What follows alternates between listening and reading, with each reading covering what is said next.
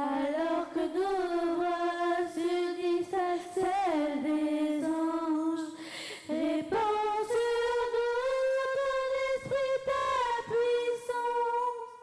Ô Jésus, que les murs tremblent au son de nos louanges. Alors que nos voix s'unissent à celles des anges, répands sur nous ton esprit, ta puissance. Ô Jésus, que les murs tremblent au son de nos louanges. Alors que nos voix s'unissent à celles des anges, répands sur nous ton esprit, ta puissance. Ô Jésus, que les murs tremblent au son de nos louanges. Alors que nos voix s'unissent à celles des anges, répands sur nous ton esprit, ta puissance. Ô Jésus, Seigneur, nous te remercions, Seigneur, pour cette louange et pour toi seulement, Seigneur. Nous te remercions, Seigneur, toi qui fais des miracles dans nos vies, Seigneur. Toi qui nous guéris de la maladie, Seigneur. Toi qui nous éloignes de tout péché, Seigneur. Nous te remercions, Seigneur. Merci, Seigneur. Mille merci, Seigneur, pour tout ce que tu fais pour nous, Seigneur. Nous ne sommes pas dignes de toi, Seigneur, car tu es incroyable, Seigneur, car tu es un Dieu de toute puissance, Seigneur. Toi qui m'éloignes de ce monde rempli de péchés, Seigneur. Toi qui es là pour moi, Seigneur. Toi qui es mon sauveur, Seigneur. Toi qui as toujours été là pour moi, Seigneur. Je te remercie à jamais, Seigneur. Encore et encore, Seigneur. Je continuerai à te louer, Seigneur. Toi qui es un Dieu de toute puissance, Seigneur. Toi qui es un Dieu qui fait des miracles dans nos vies, Seigneur. Toi qui es ma lumière, Seigneur. Sans toi, je suis dans l'ombre, Seigneur. Toi qui envoies tes anges pour me protéger, Seigneur. Je suis rien sans toi, Seigneur. Je ne suis que poussière, Seigneur. Sans toi, Seigneur. Sans le Saint-Esprit, je ne suis rien, Seigneur. Sans toi, Seigneur, mon Dieu survivant, Seigneur. Toi qui t'es crucifié à la croix pour mes péchés, Seigneur. Toi qui t'es sacrifié pour moi, Seigneur. Toi qui as versé ton sang pour moi, Seigneur. Toi qui as versé tes larmes pour moi, Seigneur. Toi qui as pleuré pour moi, Seigneur. Je te remercie, Seigneur. Toi qui t'es sacrifié pour mes péchés, Seigneur. Je suis rien, Seigneur. Je suis rien sans toi, Seigneur. Toi qui es ma lumière, Seigneur. Je t'ai abandonné, Seigneur. Mais toi, tu as toujours été là pour moi, Seigneur. Les hommes mentent, Seigneur. Mais toi, tu ne mens pas, Seigneur. Les hommes lâchent, Seigneur. Mais toi, tu n'es pas lâche, Seigneur. Les hommes ne sont pas confiants, Seigneur. Mais toi, tu es un Dieu de confiance, Seigneur. Toi, tu es un Dieu de confiance, Seigneur. Tu es ma confidence, Seigneur. Tu es tout pour moi, Seigneur. Tu es ma seule famille, Seigneur. Tu es tout pour moi, Seigneur. Sans toi, je suis rien, Seigneur. Sans toi, je suis perdu, Seigneur. Sans toi, je n'ai pas de lumière, Seigneur. Car tu es ma seule lumière, Seigneur. Car tu es mon Saint-Esprit, Seigneur. Car tu es l'éternel, Seigneur. Sans toi, je suis rien, Seigneur. Je ne suis rien sans toi, Seigneur. Pour tout ce que tu fais dans ma vie, Seigneur. Merci encore, Seigneur. Dans toutes les langues, je te louerai, Seigneur. Dans toutes les langues, je te prierai, Seigneur. Dans toutes les langues, je t'exalterai, Seigneur. Dans toutes les langues, je te glorifierai, Seigneur. Dans toutes les langues, Seigneur. Dans toutes les langues, Seigneur. Dans toutes les langues, Seigneur. Je prierai pour toi, Seigneur. Dans toutes les langues, Seigneur. Je me mettrai à genoux pour toi, Seigneur. Dans toutes les langues, Seigneur. Je pleurerai pour toi, Seigneur. Dans toutes les langues, Seigneur. Je chanterai pour toi, Seigneur. Car tu es bon, Seigneur. Car tu es merveilleux, Seigneur. Car sans toi, nous sommes rien, Seigneur. Sans toi, nous n'existons pas, Seigneur. Sans ta lumière, Seigneur, nous sommes dans l'ombre, Seigneur. Sans ta lumière, nous sommes dans l'ombre, Seigneur. Sans ta force, Seigneur, nous sommes faibles, Seigneur. Sans toi, Seigneur, nous sommes faibles, Seigneur. Sans toi, nous n'existons pas, Seigneur. Je te remercie, Seigneur, car tu m'as jamais abandonné, Seigneur. Tu m'as jamais lâché, Seigneur. Je continuerai à te remercier, Seigneur. Dans toutes les langues, Seigneur. Je continuerai à te louer, Seigneur.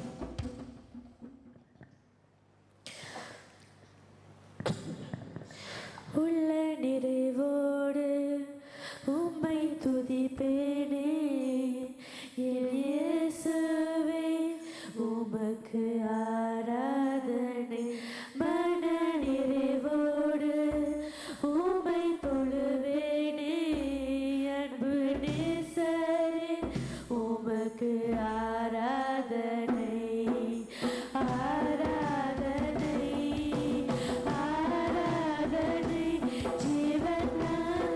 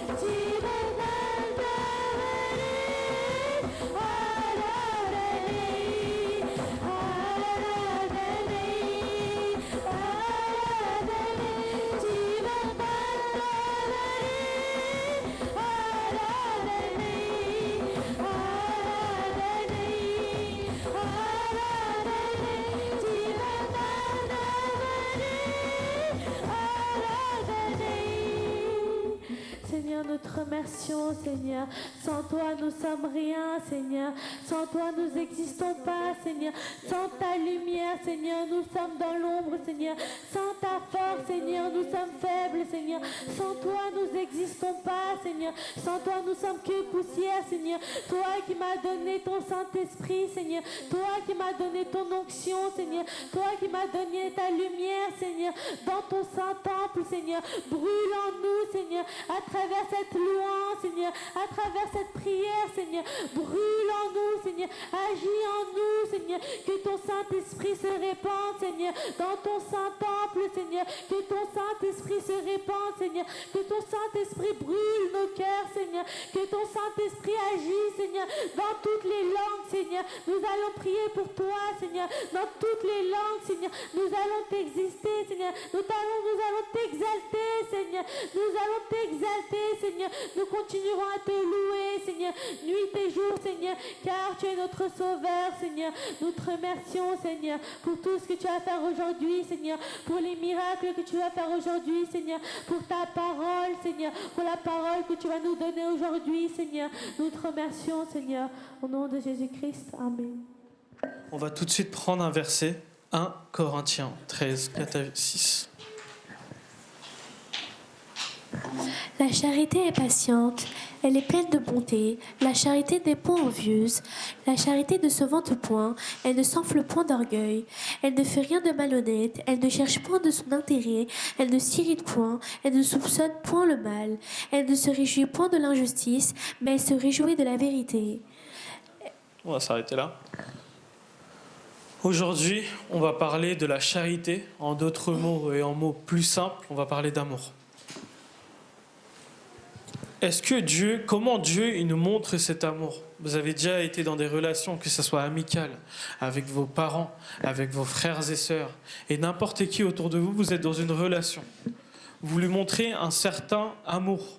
Moi, dans ma jeunesse et même actuellement, j'avais une difficulté qui était grande, c'est comment je peux comprendre l'amour du Seigneur. Comment moi, en tant que chrétien, en tant qu'homme de Dieu, dans l'assemblée du Seigneur, je peux comprendre son amour, ressentir cet amour et marcher selon cet amour. Parce qu'on a parlé de foi, on a parlé du péché, on a parlé de beaucoup de choses, mais il y a quelque chose qui nous marque tous, c'est l'amour. Et une question qui revenait souvent dans ma tête, c'est comment je suis censé recevoir cet amour? Parce que le Seigneur, il me parle d'amour, c'est bien, c'est grand. Mais le Seigneur, il dit de se rapprocher de lui, d'avoir une relation avec lui. Qu'est-ce que ça veut dire que Dieu nous aime? Qu'est-ce que ça veut dire d'avoir une relation avec le Seigneur? On va prendre Jean 3, 16. Car Dieu a tant aimé le monde qu'il a donné son Fils unique, afin que quiconque croit en lui ne périsse point, mais qu'il ait la vie éternelle. Dieu, en effet, n'a pas envoyé son Fils dans le monde pour qu'il juge le monde, mais pour que le monde soit sauvé par lui. Donc on a une base. Jésus a tant aimé le monde qu'il a donné son Fils unique, qui est Jésus, pour que nous soyons sauvés. Donc là, on voit que c'est un premier acte d'amour. C'est-à-dire qu'on voit dès le départ comment il agit dans nos vies. C'est-à-dire qu'il montre son amour dès le départ. Il dit, je vais donner mon Fils unique pour que vous, en tant qu'humains, en tant que peuple, vous soyez sauvés dans son enceinte. C'est ça qu'il essaye de vous faire comprendre. Mais qu'est-ce que nous, on comprend à travers ça? Si je vous parle d'amour, de loyauté, d'être servant, on a dit que l'amour, elle est patient. On a dit que l'amour, c'est de la gentillesse. Amen. Dieu, il a tant aimé le monde qu'il s'est donné pour vous. Amen. C'est un verset que vous devez connaître par cœur. Amen. Amen. On va le relire ensemble. Car Dieu a tant aimé le monde qu'il a donné son Fils unique, afin que quiconque croit en lui ne périsse point, mais qu'il ait la vie éternelle. Stop. Amen. Dieu, il a tant aimé le monde qu'il a donné son Fils unique. En tant que chrétien, c'est l'un des premiers versets qui doit venir pour vous. C'est naturel. Pourquoi tu es chrétien? Jean 3, 16. Ça doit influencer pour vous. Et qu'est-ce qu'il veut dire par là? La personne qui est en face de vous, il dit, mais qu'est-ce que c'est que cet amour? Il a aimé ce monde, il a donné ce Fils unique. Qu'est-ce que ça a à voir avec moi? On va prendre un personnage qui n'a pas été discuté. On va prendre le personnage de Ruth. On va se préparer. Ruth 1, de 16 à 17. Je vais pas te dire de lire, je vais expliquer un peu les choses. C'est qui le personnage de Ruth d'abord? Alors le personnage de Ruth s'associe avec Naomi. Le personnage de Ruth est une étrangère qui n'a pas forcément les moyens. Elle perd son mari, elle les sent rien. Pareil du côté de Naomi, elle perd également les choses. Mais Ruth s'adresse à sa grand-mère et lui dit cette chose-là. Est-ce que tu peux lire ? Ruth répondit, ne me presse pas de te laisser, de retourner loin de toi. Où tu iras, j'irai. Où tu demeureras, je demeurerai. Ton peuple sera mon peuple, et ton Dieu sera mon Dieu. Où tu mourras, je mourrai, et je serai enterré. Que l'Éternel me traite dans toute sa rigueur, si autre chose que la mort vient à me séparer de toi. Amen. Amen. On voit que le personnage de Ruth, il s'adresse à Naomi. Naomi qui devait partir dans un autre pays, qui décide de partir et de laisser Ruth. Ruth est une étrangère qui ne croit pas forcément en la puissance de Jésus-Christ, en la puissance de Dieu. Mais qu'est-ce qu'elle dit là ? Elle dit, je croirai en ce que tu croiras. Je te ferai confiance dans ce que toi, tu peux penser. Est-ce que tu peux relire le 16, s'il te plaît ? Ruth répondit, ne me presse pas de te laisser, de retourner loin de toi. Où tu iras, j'irai. Où tu demeureras, je demeurerai. Ton peuple sera mon peuple et ton Dieu sera mon Dieu. Par amour, elle fait ça, par pureté. On voit que Ruth a un cœur pur. C'est une étrangère. Écoutez bien ça, c'est une étrangère.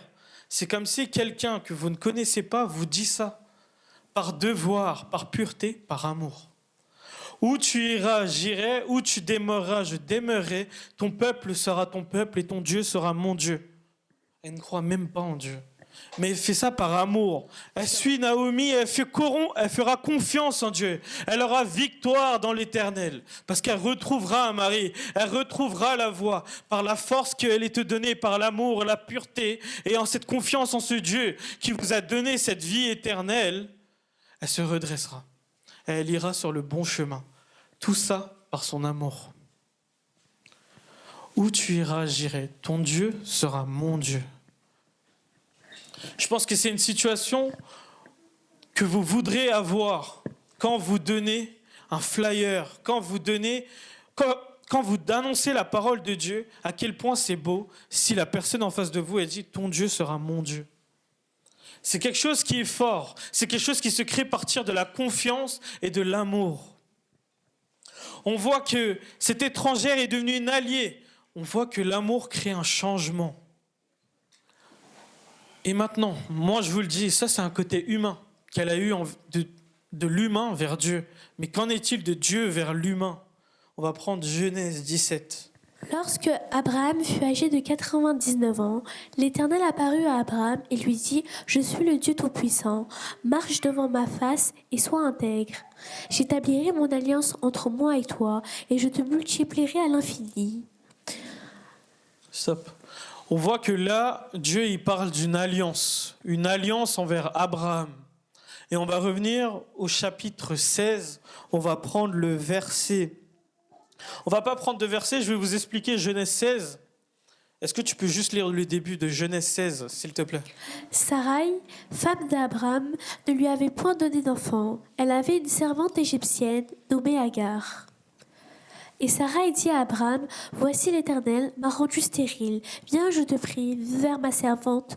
Peut-être qu'aurai-je par elle des enfants. » Abraham écouta la voix de Sarai. Stop. Là, on voit par la suite que Ismaël va être né. Je ne vais pas m'étendre sur l'histoire, je vous invite à lire tout le chapitre, il est très intéressant sur l'histoire d'Abraham. Mais là, ça nous indique quelque chose qu'Abraham, Dieu lui avait déjà dit qu'il lui donnerait quelque chose, une promesse, un fils. Mais là, il l'a déjà rompu. Sarai dit à Abraham, « Voici l'Éternel m'a rendu stérile. » Mais on voit que par la puissance de Jésus-Christ, pour la puissance de Dieu, elle eut un enfant par la suite qu'elle nomma Isaac. Dieu renouvelle une alliance par son amour, par sa fidélité, parce qu'il l'a choisi en tant que tel. Il fait preuve de patience et de gentillesse, parce que là, sa femme ne l'écoute pas. On a la même situation avec Adam et Ève. La femme entraîna l'homme dans son péché. Il ne l'écouta pas, ils s'éloignèrent du danger. Par amour, par fierté, ils s'éloignèrent du chemin. Mais Dieu renouvelle son alliance. Il te dit, je multiplierai. Tes enfants deviendront des nations. Il le redit. Est-ce qu'on peut reprendre le 17 ? Lorsque Abraham fut âgé de 99 ans, l'Éternel apparut à Abraham et lui dit « Je suis le Dieu Tout-Puissant, marche devant ma face et sois intègre. Continuez à lire. J'établirai mon alliance entre moi et toi et je te multiplierai à l'infini. » C'est une alliance. On voit que cet amour, cette patience, cette gentillesse, elle fait une alliance. C'est-à-dire que les deux, ils se rejoignent. Tout à l'heure, on a vu le changement. D'un étranger, on devient un allié auprès du Seigneur. Là, on voit que l'amour de Jésus-Christ, c'est une alliance. Vous vous mettez ensemble pour un but commun. Comment c'est l'amour du Seigneur? Est-ce que vous savez comment le Seigneur, il aime? Est-ce que vous savez comment il aime son peuple? Est-ce que cet amour, il est réciproque? On parle d'une alliance.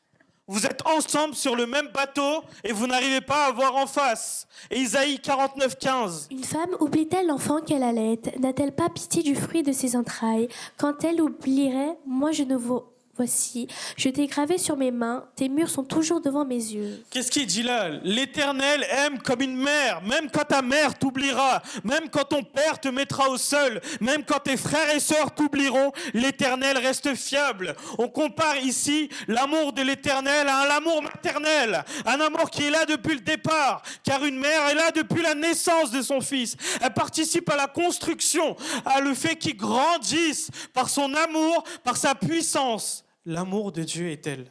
L'amour est maternel. Un roi de 23 à 26. Le roi dit, l'une dit, c'est mon fils qui est vivant, et c'est ton fils qui est mort. Stop, on va s'arrêter là. J'explique un peu la situation. Deux prostituées se présentent. Un enfant est mort et un enfant est vivant. Les deux prostituées se précipitent auprès du roi. « Seigneur, Seigneur, ceci est mon enfant. » Les deux se battent devant le roi. Salomon, qui avait prié pour une grande sagesse, s'adresse à eux et leur dit « Ok, je vais résoudre votre problème. » Continuez à lire. Le roi dit, l'une dit, c'est mon fils qui est vivant, et c'est ton fils qui est mort. Et l'autre dit, nullement, c'est ton fils qui est mort, et c'est mon fils qui est vivant. Puis il ajouta, apportez-moi une épée. On apporta une épée devant le roi. Et le roi dit, coupez en deux l'enfant qui vit, et donnez-en la moitié à l'une et la moitié à l'autre. Alors la femme, dont le fils était vivant, sentit ses entrailles s'émouvoir pour son fils, et elle dit au roi, « Ah, mon Seigneur, donnez-lui l'enfant qui vit, et ne le faites point mourir. » Mais l'autre dit, « Il ne sera ni à moi, ni à toi, coupez-le. » Et le roi... Stop. C'est un beau verset, n'est-ce pas? C'est une belle histoire. Le roi dit, « Coupez l'enfant. » Tu prends une partie, toi tu prends une partie. Et de son cœur, la vraie mère de l'enfant, le fruit de ses entrailles, le fait qu'elle l'a fait grandir dans son ventre, elle l'a fait naître, eut le cœur qui a senti ses entrailles s'enfermer, a senti son cœur exploser. Non, il faut qu'il vive. L'amour du Seigneur maternel est comme celui de cette mère. Il s'écroule pour ça. On revient à Jean 3,16. Un amour qui s'écroule pour son peuple. Jésus-Christ a tant aimé le monde, a tant aimé qu'il donne de ses entrailles. On le voit comment il a souffert à la croix. Elle refuse que son fils meure. De son entraille, elle se dit non, donnez-le à quelqu'un d'autre. Je suis prêt à abandonner mon fils s'il faut qu'il soit vivant. Donnez-le à quelqu'un d'autre. C'est cet amour maternel qui est Jésus. C'est cet amour qu'il a envers vous, envers son peuple. Mais comment nous on se comporte? On a parlé d'alliance, on a parlé d'un amour maternel. On éprouve une certaine compassion quand on regarde ça. Une maman, imaginez votre enfant qui est prêt à être découpé. Vous refusez. Là, je vous dis, l'amour du Seigneur, il est pareil. On a parlé d'alliance. Un étranger a été changé en allié par la force de Jésus-Christ, par la force puissante du Seigneur. Genèse 6, 5. L'Éternel vit que la méchanceté des hommes était grande sur la terre, et que toutes les pensées de leur cœur se portaient chaque jour uniquement vers le mal. Continue. L'Éternel se repentit d'avoir fait l'homme sur la terre, et il fut affligé en son cœur. Stop. L'Éternel fut affligé de la méchanceté de ces hommes. Il a fait Adam et Ève, des générations entières s'écoulèrent. Par son amour, il afflige. Comme cette maman qu'on a vue, dans ses entrailles, elle souffre. Par son amour, c'est comme ça l'amour du Seigneur. Il souffre, il se repentit. Il fut affligé dans son cœur. On retrouve la même situation. Dans la situation de Ruth, où on n'avait pas de mari, pas de père, seulement Naomi, Ruth faisait confiance en un Dieu. Elle fut transformée en allié. Ton Dieu sera mon Dieu. Par cet amour, par ses entrailles. Mais maintenant, je vous pose la question à vous. Où se place Jésus dans votre vie ? Où se place Jésus dans cet amour ? On revient à Jean 3,16. Pourquoi avoir donné son Fils ? Et comment on comprend l'amour de Jésus-Christ ? Pourquoi c'est Jésus-Christ qui vient et qui sacrifie pour nous ? Romains 8, 31, 32. Vous devez comprendre quelque chose et je suis sûr que cette chose-là vous aidera dans votre vie. Que dirons-nous donc à l'égard de ces choses ? Si Dieu est pour nous, qui sera contre nous ? Lui qui n'a point épargné son propre Fils, mais qui l'a livré pour nous tous, comment ne nous donnera-t-il pas aussi toutes ces choses avec lui ? Amen. Amen. Amen. Amen. Sachez une chose, peu importe la situation dont vous êtes, que ce soit une relation avec vos collègues, avec vos amis, la personne que vous aimez, vos parents, n'importe qui. La raison pour laquelle vous vous battez tous les jours, la raison pour laquelle vous n'arrivez pas à montrer un amour, vous n'arrivez pas à montrer l'amour que vous avez pour quelqu'un d'autre. Une raison pour laquelle, envers mon frère, envers ma mère, j'ai du mal à montrer cet amour. C'est quoi cette raison finalement ? C'est que la personne en face, elle ne comprenne pas que vous deux, c'est ensemble. C'est une alliance. Que ce soit ta mère, ton père, la personne que tu aimes, c'est une alliance. Vous êtes ensemble. C'est pas toi contre moi, un point de vue différent. Ensemble, un allié. Dieu renouvelle par son alliance. Si Dieu est avec vous, qui sera contre vous ? C'est une réponse logique, mais vous ne comprenez pas qu'il est avec vous.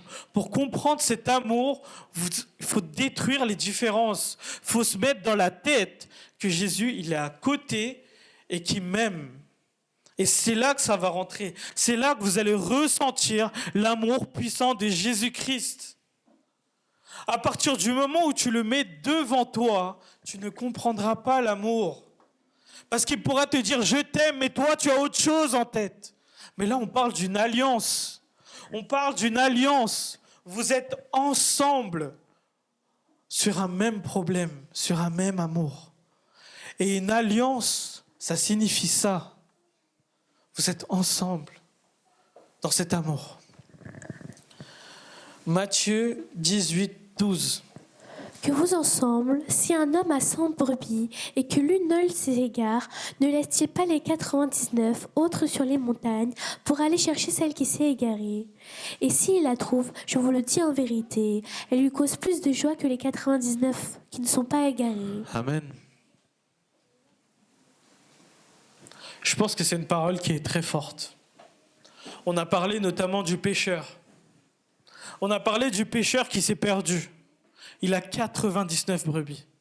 Mais il court après celui qui est perdu. Il court après celui qui a sombré dans le péché. Il court après celui qui ne le respecte pas. Il court après lui avec patience, avec amour. L'amour ne s'enfle pas. L'amour est véritable. L'amour est pur. C'est comme ça, Jésus, il vient te chercher. 99 sont là, mais il va chercher la personne qui est là-bas par son amour. C'est comme ça l'amour de Jésus-Christ. Il a vu les 199. Il sait que les 99 vont rester. Mais il sait que celle qui est perdue ne va pas tenir. Il vous sauve d'une défaite imminente. C'est comme ça l'amour de Jésus-Christ. On va prendre Luc 15, de 11 à 14. Il dit encore, un homme avait 2 fils. Le plus jeune dit à son père, « Mon père, donne-moi la part de bien qu'il me doit revenir. » Et le père leur partagea son bien. Peu de jours après, le plus jeune fils, ayant tout ramassé, partit pour un pays éloigné où il dissipa son bien en vivant dans la débauche. Lorsqu'il eut tout dépensé, une grande famine survint dans ce pays et il commença à se trouver dans le besoin. Il alla se mettre au service d'un des habitants du pays qu'il envoya dans ses champs garder les pourceaux. Stop. On va pas prendre du temps sur cette histoire, je vais vous l'expliquer rapidement. Un roi avait 2 fils. Un fils demandait tout le bien qu'avait le roi, tout ce que le roi avait construit pour aller se détruire. On va prendre à partir du 21. Le fils lui dit : « Mon père, j'ai péché contre le ciel et contre toi. Je ne suis plus digne d'être appelé ton fils. » Mais le père dit à ses serviteurs : « Apportez vite la plus belle robe et l'en revêtez. Mettez-lui un anneau au doigt et des souliers aux pieds. Amenez le veau gras et tuez-le. Mangeons et réjouissons-nous. Car mon fils que voici était mort, il est revenu à la vie, il était perdu, il est retrouvé. » Et ils commencèrent à se réjouir. Amen. On va s'arrêter là. Mon fils qui était mort est revenu à la vie. Il était perdu et il est retrouvé. Et ils commencèrent à se réjouir. Cet enfant est comme ce brebis qui s'est égaré. Il est parti courir après ses désirs. Il est parti courir après ce qu'il veut dans ce monde. Mais par son amour, on voit la joie qu'éprouve son père envers ce fils. Mettez-lui les souliers, prenez soin de lui. Faisons un festin en son nom. Parce que c'est mon fils. Et ce père-là, c'est votre père aussi. Mon Dieu est votre Dieu également. C'est comme ça que Jésus-Christ, il montre son amour. Il ne le montre pas tout simplement. Il va te chercher au fin fond d'où tu es. C'est un amour patient. C'est un amour qui se montre de génération en génération. Il est rempli de compassion. Il est compréhensif. Il va te chercher. Toi qui es perdu. De étranger, on passe à allié. C'est une alliance qu'on a avec le Seigneur pour avancer et pour comprendre son amour. On va prendre le psaume 37 de 23 à 24. L'Éternel affermit les pas de l'homme et il prend plaisir à sa voix. S'il tombe, il n'est pas terrassé, car l'Éternel lui prend la main. J'ai été jeune, j'ai vieilli. Stop, juste le 23, 24. S'il tombe, il ne sera pas terrassé, il ne perdra pas, parce que l'Éternel est avec lui. Quand l'Éternel est avec lui, personne ne peut le détruire. Par son amour, sa compassion, sa patience, il te garde. Jésus-Christ est venu te trouver, il t'a relevé, il te donne une force que personne ne peut te terrasser, par sa compassion, par son amour. Mais que se passe-t-il ? Moi je vous le dis, vous êtes des enfants de Dieu. Vous avez tous une force, un esprit qui vous a été donné pour que vous soyez remplis d'amour. Mais que se passe-t-il si vous n'écoutez pas ? Que se passe-t-il si vos cœurs sont remplis de sang ? Que se passe-t-il si vous n'arrivez pas à comprendre qu'il vous aime ? Que cet amour qui est que dans un sens, que cette alliance ne tient que par Dieu, que vous ne faites pas le retour. C'est ce qui s'est passé pour Samson. Samson est un homme rempli de vigueur, rempli de force. Je vous invite à lire son histoire. Par ses cheveux qui ont lui été attribués, il déchira des lions. Il détruit ses adversaires. Son seul et unique but était de détruire les Philistins. Juge 16, 17. Il lui ouvrit tout son cœur et lui dit : « Le rasoir n'a point passé sur ma tête, parce que je suis consacré à Dieu dès le ventre de ma mère. Si j'étais rasé, ma force m'abandonnerait, je deviendrais faible et je serais... » Donc là, on parle de Delilah. Samson rencontre Delilah et les deux discutent. Il lui ouvrit tout son cœur. Il lui donne tout son amour. Et il lui dit : « Si tu rases ma tête, ma puissance s'envolerait. » Et on voit que ça fait succession à plusieurs nuits où il le fait tourner en bourrique. Il lui dit : « Si tu m'attaches, j'aurai plus ma force. Si tu m'enlèves mes bras, j'aurai plus ma force. Si tu m'attaches, j'aurai plus ma force. » Et là, il lui ouvre son cœur par amour, par compassion. Est-ce qu'on peut lire le 20? Elle dit alors, les Philistins sont sur toi. Samson, il se réveilla de son sommeil et dit, je mentirai comme les autres fois et je me dégagerai. Il ne savait pas que l'Éternel s'était retiré de lui. Stop. Comme les autres fois, je me retirerai et ils partiront. Comme les autres fois, je me relève et tout ira bien. Il n'a pas écouté l'amour du Seigneur. Il ne l'a pas fait face à sa patience. Il n'a pas écouté cette confession. L'Éternel n'était plus en lui. Pas seulement le fait qu'il a rasé la tête. Parce qu'on le voit par la suite, il détruit des bâtiments. Il détruit plus de Philistins à travers sa mort qu'à travers sa vie. C'est symbolique. Ces cheveux-là, c'est une alliance qu'il a envers le Seigneur. En donnant cet amour à quelqu'un d'autre, en mettant quelqu'un d'autre avant, il détruit cette alliance. Et cette force s'en alla. Matthieu 23, 37. Qui tue les prophètes? Qui lapide ceux qui t'ont envoyé? Combien de fois ai-je voulu rassembler tes enfants? Comme une poule rassemble ses poussins sous ses ailes, vous n'avez pas voulu.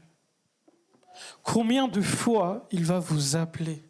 Combien de fois il va vous donner cet amour? Combien de fois, telle une mère, il va te couvrir? Combien de fois? On l'a vu avec Samson, la force, il n'avait plus rien.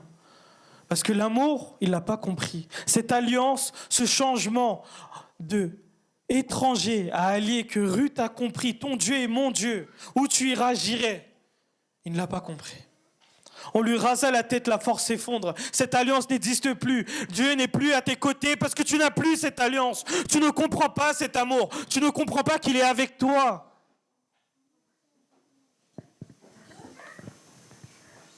Quand vous avez cet amour, changez. Quand vous avez cet amour, Jean 3,16, Dieu aima tellement le monde qu'il donna son Fils unique vers la mort, pour vous, pour vos péchés, par amour. Matthieu 10, 39. Celui qui conservera sa vie la perdra, et celui qui perdra sa vie à cause de moi la retrouvera. Jésus-Christ, Dieu, par amour, donne son Fils unique pour se sacrifier, pour que vous ayez la vie. Et maintenant, je vous le dis, mes frères et sœurs, pour recevoir cet amour et pour comprendre cet amour, tout est dans le verset. Celui qui perdra sa vie pour moi sera choisi.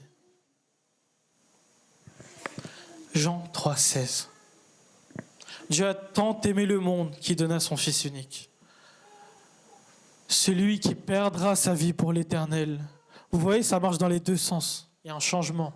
Vous faites une alliance. Vous faites par amour, par compassion. Et là, les chemins se rouvriront. On va tous se lever, on va prier, on va s'arrêter là. Seigneur, en ce jour, Seigneur, je te remercie pour ce que tu as fait dans ma vie, Seigneur. Je te remercie de nous avoir protégés, de nous avoir gardés, Seigneur. Aide-nous à comprendre cet amour que tu as pour nous, Seigneur. Seigneur, je veux être avec toi, Seigneur. Je veux faire cette alliance avec toi, car je veux comprendre ton amour. Je ne veux pas être rejeté, perdre ma force, perdre l'esprit. Je me mets devant toi, Seigneur. Je me mets devant toi. Nous nous mettons devant toi, Seigneur. Car nous ne voulons pas perdre ton esprit, ton amour. Seigneur, tu as donné ton Fils unique pour nous, Seigneur. Seigneur, que nous soyons des jeunes prêts à perdre notre vie pour toi. Seigneur, car ton amour est magnificent, Seigneur. Tu es prêt à abandonner les 99 agneaux pour nous. Nous qui étions perdus, Seigneur, tu es venu nous relever par ta force, par ton amour, par ta patience. Nous étions des étrangers, mais tu nous as rendus alliés, Seigneur. Nous irons où tu iras, Seigneur. Nous te suivrons. Que ta volonté s'exerce sur nous, qu'on marche selon ta parole. Je prie au nom puissant de Jésus-Christ. Amen.